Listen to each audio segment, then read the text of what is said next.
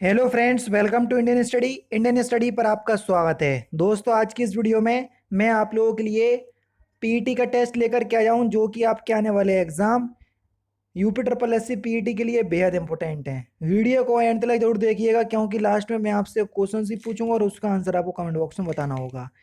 साथ ही साथ इस वीडियो की पीडीएफ डिस्क्रिप्शन में टेलीग्राम चैनल का लिंक दिया हुआ है, वहां से आप प्राप्त कर सकते हैं। चलिए दोस्तों, स्टार्ट करते हैं और देखते हैं पहला क्वेश्चन। मई 2021 में किस देश को एबोला वायरस प्रकोप से मुक्त घोषित किया गया? तो सही आंसर हो जाएगा आपका कॉन्गो। चौथा ऑप्शन करेक्ट। निम्नलिखित में से कौन सा एक कथन जो है वो सही नहीं है?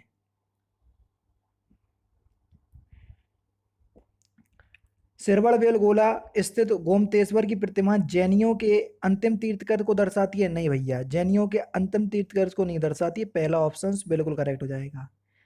दिल्ली का वह सुल्तान कौन था जिसने नियमित सिक्के जारी किए तथा दिल्ली को अपने साम्राज्य की राजधानी घोषित किया? इल्तुतमिश। दूसरा ऑप्शन बिल्कुल करेक्ट हो जाएगा। कृषकों की सहायता के लिए किस मध्यकालीन भारतीय शासक ने पट्टा एवं कबूलियत की व्यवस्था प्रारंभ की थी?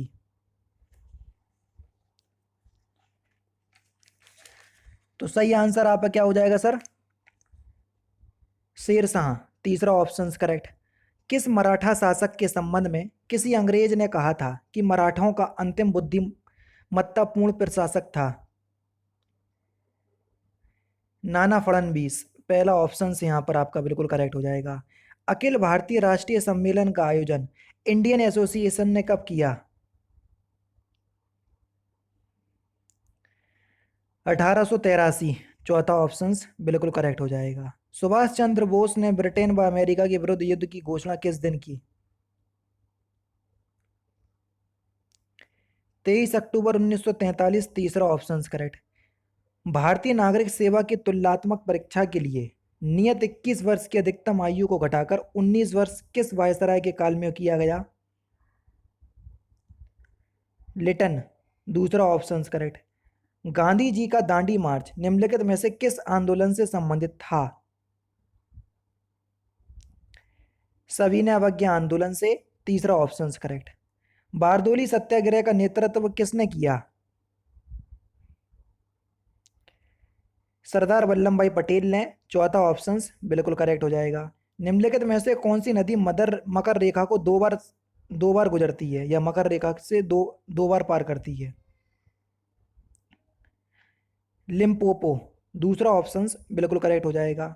किसकी खोज के लिए आंध्र प्रदेश में तुमल्लापल्ली विश्व के मानचित्र पर आ गया है?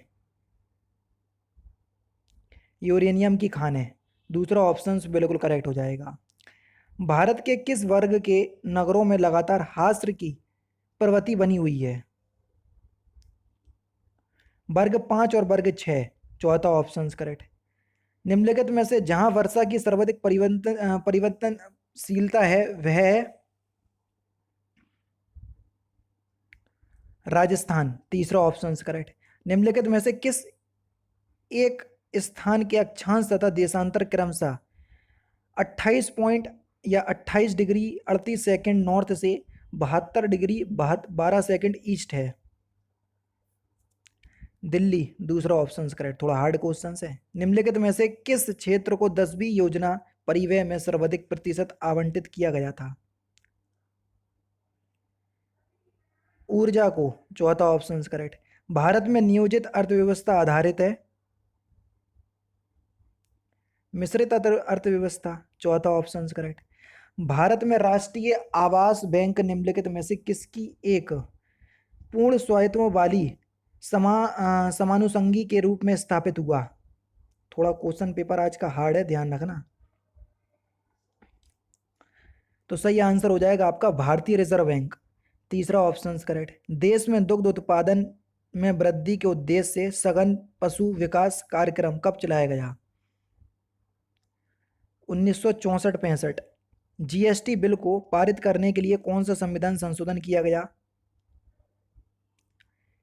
101वां। पहला ऑप्शन करेक्ट। विश्व का सबसे बड़ा संविधान किस देश का है? तो सही आंसर हो जाएगा आपका भारत देश का। लिखित संविधान की बात हुई तो भारत देश की। ठीक है। राज्य के नीति निर्देश सिद्धांतों के निम्नलिखित अनुच्छेदों में से कौन सा अंतर्राष्ट्रीय शांति और सुरक्षा के संवर्धन से संबंधित है? अनुच्छेद 51 पहला ऑप्शन करेक्ट। मौलिक कर्तव्यों को निर्धारित किया गया। 42वें संविधान संशोधन के द्वारा तीसरा ऑप्शन करेक्ट। निम्नलिखित में से किस एक सदन का अध्यक्ष एक गैर सदस्य होता है? राज्यसभा, क्योंकि राज्यसभा का जो अध्यक्ष होते हैं वो होते हैं आपके उपराष्ट्रपति जी, लेकिन ये राज्यसभा के सदस्य नहीं होते। ठीक है। भारत का प्रथम या भारत सरकार का प्रथम विधि अधिकारी कौन होता है? भारत का महान्यायवादी, दूसरा ऑप्शन करेक्ट। कंप्यूटर के सीपीयू का फंक्शन क्या है?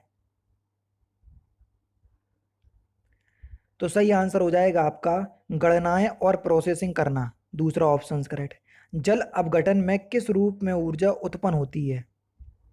जल अपघटन में ऊष्मा के रूप में, दूसरा ऑप्शन। उत्पन्न हो रही ना तो ऊष्मा के रूप में। अभ्युदय कौन सी संधि है? अभी प्लस उदय, बड़ी ई और आ मिलके या बना रहे है ना, छोटी ई और या मिलके, और जब या बनता है तो कौन सी संधि हो जाती है सर? यण संधि, दूसरा ऑप्शन करेक्ट। दूध का दूध पानी का पानी होना, इस मुहावरे का सही अर्थ क्या है? निष्पक्ष न्याय, चौथा ऑप्शन करेक्ट। जिसे प्रमाण द्वारा ना सिद्ध किया जा सके, वाक्यांशों के लिए एक शब्द क्या होगा?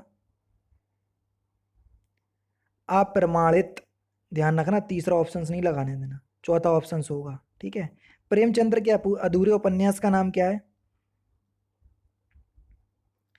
मंगलसूत्र, पहला ऑप्शन करेक्ट। बाघ का स्त्रीलिंग शब्द क्या है? बाघिन, पहला ऑप्शन बिल्कुल करेक्ट हो जाएगा। निम्नलिखित में से किस देश में विश्व के तापमानों पर आंकड़े इकट्ठा करने के लिए वैश्विक वायुमंडल चौकसी स्टेशन स्थापित नहीं किया गया है?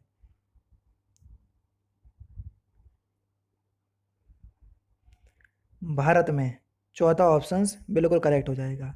अंतर्राष्ट्रीय दूरसंचार संघ का मुख्यालय कहाँ है? जिनेवा में, पहला ऑप्शन यहाँ पर आपका बिल्कुल क्या हो जाएगा सर? करेक्ट हो जाएगा। बहमनी सुल्तानों का गोल गुम्बज कहाँ स्थित है? बीजापुर में, चौथा ऑप्शन करेक्ट। लोसांग उत्सव मनाया जाता है, लोसांग बता चुका हूँ, सिक्किम में, तीसरा ऑप्शन बिल्कुल करेक्ट। और लास्ट क्वेश्चन के इनमें से कौन सा अनुसंधान संस्थान वाराणसी में स्थित है? तो इस क्वेश्चंस का आंसर आप मुझे कमेंट बॉक्स में बताएंगे। तो दोस्तों ये थे आपके कुछ इंपॉर्टेंट क्वेश्चंस जो कि आपके आने वाले exam UP triple S C PET के लिए बेहद इंपॉर्टेंट हैं। वीडियो अगर आपको अच्छी लगी हो तो प्लीज़ दोस्तों वीडियो को लाइक और शेयर जरूर कर दीजिएगा। मिलते हैं फिर नेक्स्ट क्लास में, नेक्स्ट सेशन में। जय हिंद, जय भारत।